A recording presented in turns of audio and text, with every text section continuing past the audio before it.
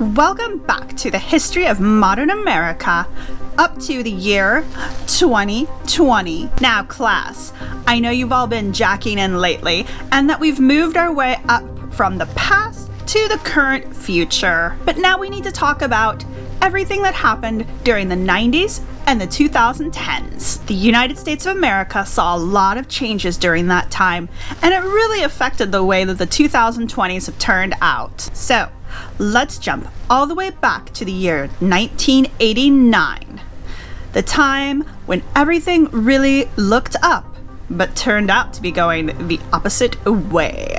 I'm your teacher, Dr. Hissy Tree, and today we're jumping back in the past 20 years. Everyone get your jacks ready? And let's jack in. Okay, let's get started with this history lesson. So, as we all know, 1989 saw the collapse of the Berlin Wall and the end of the Cold War in the United States.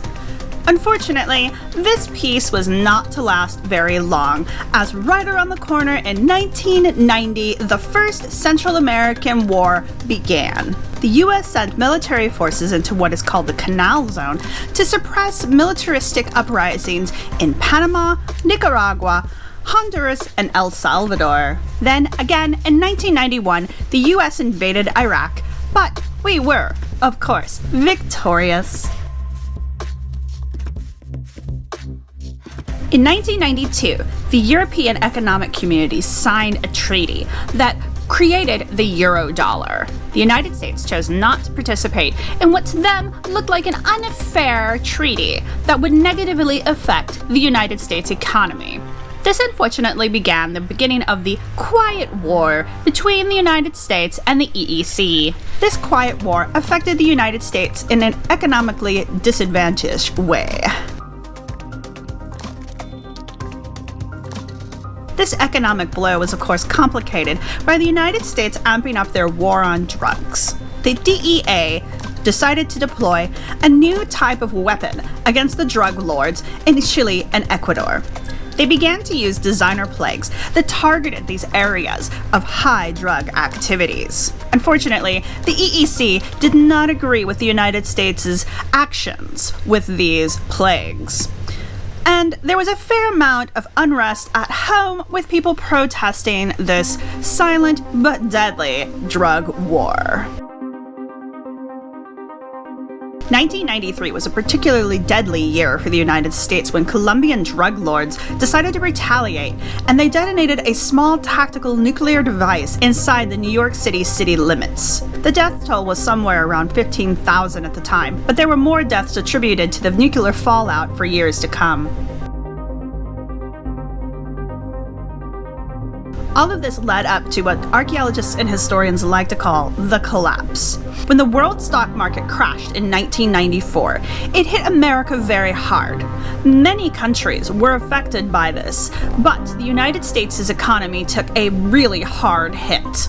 And the United States government's reaction wasn't strong enough to prevent the corruption that seeped into all of our governments after the crash. This is the time that the Gang of Four rose to power, and then they brought the United States government down.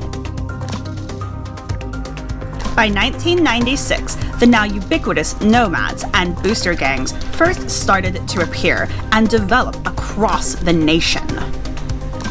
That same year, both the president and the vice president were sent out on campaign stops, and both were assassinated within days of each other.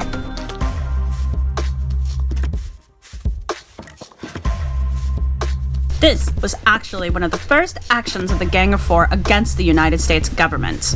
They were found to be the ones who organized the assassinations, and they were the ones that brought forth the then Secretary of Defense, Jonathan Seward, to address the Congress. In that address, acting President Seward announced that the Constitution was null and void, and declared a military takeover of the government in order to restore peace to the United States. Unfortunately for the Gang of Four, the emergency military government didn't want to play by their rules, and this led to a many-year cat-and-mouse game between the Gang of Four and the military interim government. The 1997 Mideast meltdown halved the world's oil supply. It's made prices in the United States skyrocket to the point where only the wealthy could afford gasoline. The Neo-Luddites began their act of terrorisms across the country, bombing airports, train stations, and anything they didn't deem to be worthy. Then the drought of 1998 struck. It hit the Midwest and the western states hard, destroying the American breadbasket and causing the food supplies within the United States to plummet. The same year, a 10.5 earthquake hit the state of California, reducing landmass by 35%. By the end of the 90s, the United States of America was in an ecological, sociological, and economical crisis that didn't seem to have any end to it, and the military government was too busy fighting with the Gang of Four to really do much to quell the uprisings inside the states themselves. This set the stage for the United States of America in the early 2000s and brought us into our modern era. Maybe not the most auspicious beginning for such a powerful country, but things do get better, my students, and you'll just have to jack in tomorrow to find out how. I hope everyone's taking notes because this is all going to be on the test.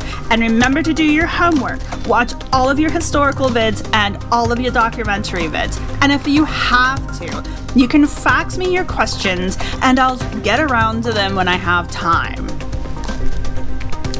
Until tomorrow, be sure to study, study, study.